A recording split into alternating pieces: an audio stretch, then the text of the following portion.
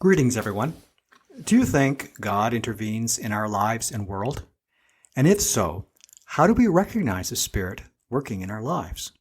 Welcome to my podcast, A Psychologist Looks at Scripture. My name is Peter Doherty. I'm a Catholic priest and a psychologist who integrates my training in psychology and scripture studies to help understand the Gospels from a very different perspective and focus on new pastoral teachings for Christians. The Gospels provide us with a rich source of learning about God and about developing our spirituality. We are far from exhausting the learning potential. My podcasts are approximately 7 to 10 minutes in length, where I share insights and reflections that I hope will be useful to you. Please do not hesitate to contact me with questions or comments. I always love to hear from you. Today's podcast is from John chapter 2, verse 1 to 11.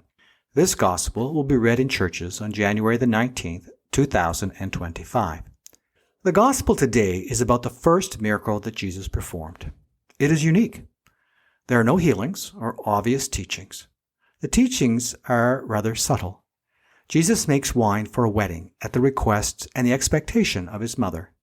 There are a few points that I want to draw your attention to because they are useful teachings about spirituality. The first is the amount of wine made. The 6 stone water jars contained 20 to 30 gallons each. That is approximately 120 to 360 gallons of wine in total. That is a lot of wine. John points out that the jars were filled to the brim. Jesus doesn't simply make enough wine for the wedding festivities, but in fact likely is making enough wine for several weddings. The wine is an obvious metaphor of God's willingness to fill us up with His love. I'll come back to this later. I want to draw your attention to the conversation between the groom and the wine steward, or in some translations, the head waiter. Have you ever had the experience of someone telling you something fairly basic that you already knew? In today's gospel, we have the same thing. The groom already knew what the wine steward was trying to explain.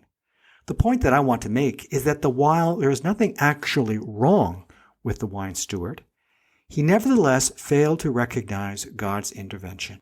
Likely the wine steward knew early on that the couple were going to run out of wine.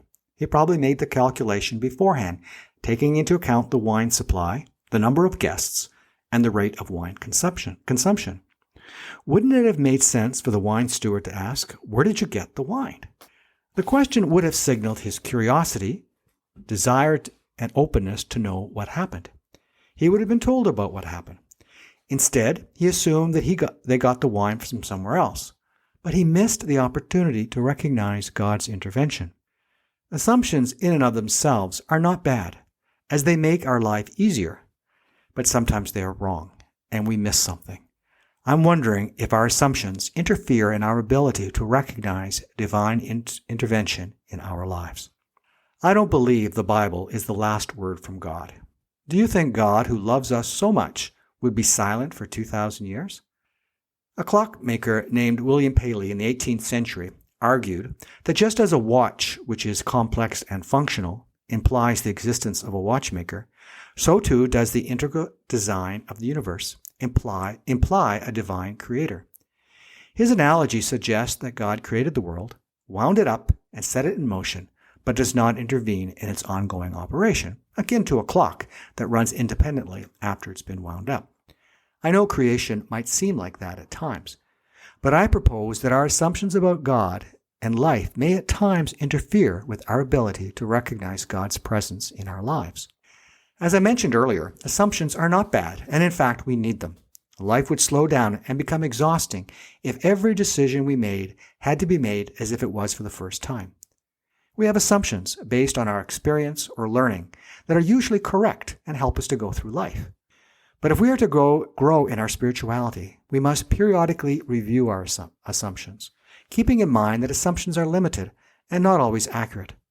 They're often culturally bound and reflect a set of values that not everyone shares. By reading, seeking diversity, being curious and reflective can help us reduce the risk of false or outdated assumptions impacting our lives and lead us to be open to new perspectives. We may find that many conflicts with loved ones stem from us or them jumping to conclusions, which are often based on erroneous assumptions. One of the ways of dealing with our assumptions is by being curious. I will go as far as to say that being curious is good for our mental health and critical for the development of our spirituality. Socrates said that wonder is the beginning of wisdom. In a more direct and practical way, Kashdan and Steger found that people who exhibited higher levels of curiosity experience greater life satisfaction and more frequent feelings of joy and contentment. This approach is supported by Kashdan and Sylvia in 2009, who suggested that curiosity helps in reframing potentially anxiety-inducing situations as opportunities for growth and learning. When faced with challenges, curious individuals are more likely to seek out new information and solutions rather than avoiding the problem or jumping to conclusions. This proactive approach in problem solving is linked to better psychological resilience. We see this in Kashdan and Roberts' research in 2004. In summary, nurturing a sense of curiosity is vital for maintaining good mental health and help develop our spirituality. It not only reduces the symptoms of depression and anxiety, but also enhances positive emotions, fosters social connections, and promotes adaptive coping strategies. Being curious about our life direction increases our sensitivity to the Spirit in our lives. What we may dismiss as coincidental or not connected to what we are living may have divine origins. Reflecting on past events in our lives with an openness to the possibility of God's presence may surprise us. We have several reflections that Mary pondered what Jesus said. There are other points in the gospel that are worthy of mention. This miracle demonstrates Jesus' concerns for all aspects of our lives. Jesus knew the couple would be embarrassed to have run out of wine. So even though it was not yet his time, he is willing to address their immediate need.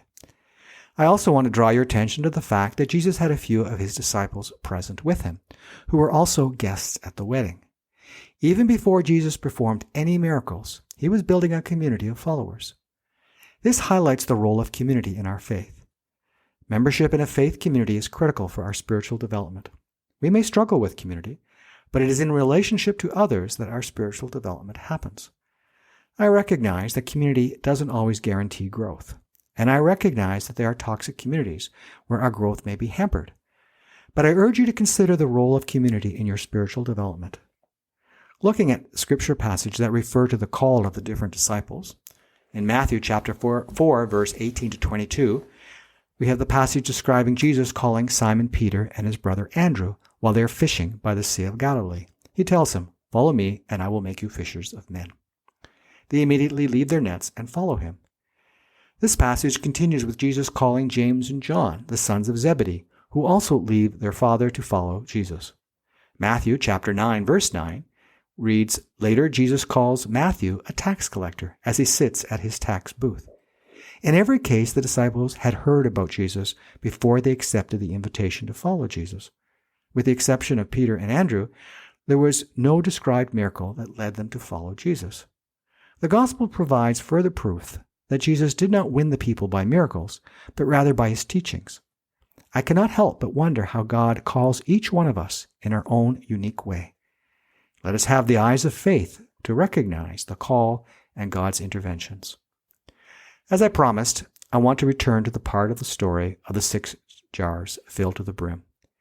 It has been suggested by scripture scholars that Luke is metaphorically describing the love of God as filled to the brim.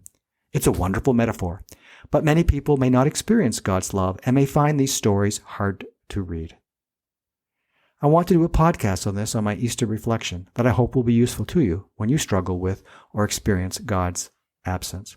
I want to leave you with a few hints that I will be talking about.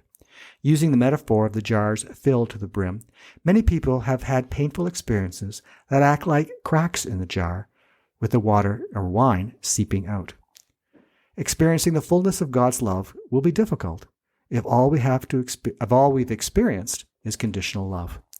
Unhealed wounds can make faith difficult, and we will need others to help us heal.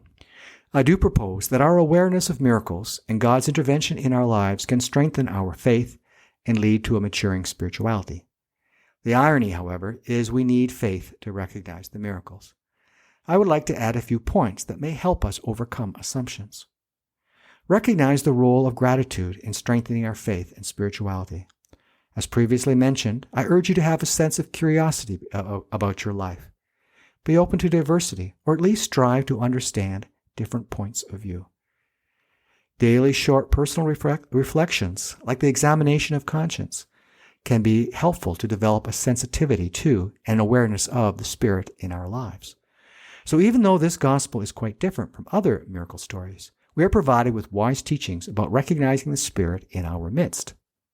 Thank you for listening. I invite you to join me next week when I examine the Gospel of Luke, who describes Jesus reading from the prophet Isaiah. What is unique about this reading is that Isaiah is talking about the mission that Jesus would be leading. If this is the first time you've heard my podcast and you're interested in hearing more, I urge you to listen to my podcast listed on the website. Every Sunday, I release a new podcast focusing on the gospel for the following week. I invite you to listen to all the podcasts, and I hope the reflections are useful to you. The podcast, A Psychologist Looks at Scripture, is found in most platforms that carry podcasts. The podcast is also available on YouTube. Please do not hesitate to subscribe and leave a review. Feedback from my listeners can be helpful in the development of the podcast. I'd also like to take this opportunity to thank my team, Heather Patel-Doherty and Richard Coulomb, who play an important part in the preparation of this podcast. If you have any questions or concerns, I can be reached by email at peter.doherty, O-M-I, that's DOHERTYOMI, @gmail.com. God bless you and have a momentous week.